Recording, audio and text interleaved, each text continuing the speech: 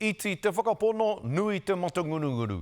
Koe rā tā etahi iwi, whai muri ho i ngā kitenga i puta ake i te arotake motu hake, e tino tātāna i ngā mahi i mahia i te wā o te haukerekeretanga o te matau a Māui e Huripari Gabriel. Hei tā te arotake, kāore te ratonga ohotata o te motu e pakari ana.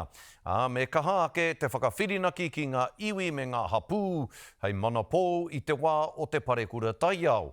Nā tērā, kei te rere te karanga i ngā iwi ki te kāwanatanga, me mātua whakauru rātau o tira tātou ki ngā ture ohotata o te motu kia noho o Kawai, ngā iwi ki reira. Nei rā tā tātou tu te tōranga pū a te o Kiwa McLean. Te huripari hau kerekere tia i te mataua Māui. Kare mātou i rite, kare mātou i takatū. E pōhiri tia ana e te toi hau o ngā tikahu ngunu ngā ranga hau kua puta i te aro takenga mō te āwhā i Waipuke tia kino tia ai, tōna rohe. E ai ki ngā kitenga he ngoikore te mahere whawhati tata o te wā, o tira me kaha ake te whai wāhi o ngā iwi, huri te motu. Ko te raru ke kāre a iwi Māori, kāre mātou i roto i te ture, i tēnei wā.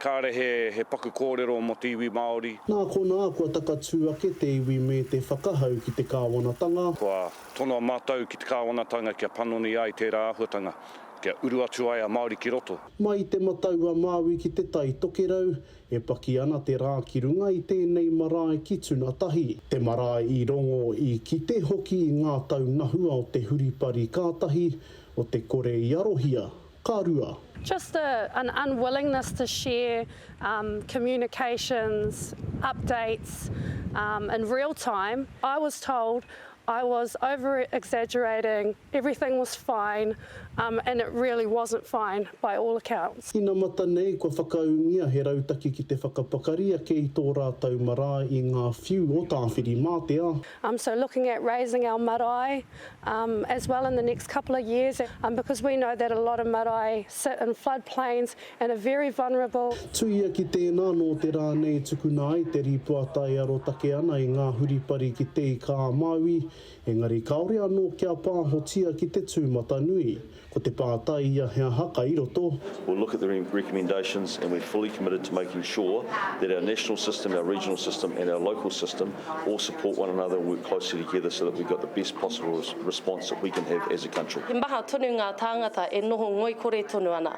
He maha tonu ngā tāngata kāre anō kia hoki ki o rātau ake kāinga. Nā reira ko te mea nui kia āta tirohia tēnei ripuata. Iwi, Māori, marae and hapu must be integrated into every level of the operations through to governance. Ko te tumanako ia, ka kohia ngā whakakitenga kei roti tēnei ngā ripuata, me te hei arahi, hei arataki i a mātou. E takatū ai rātau mō te anamata, kia kore ai a muri, e hokia, te o Kiwa McLean, te karere.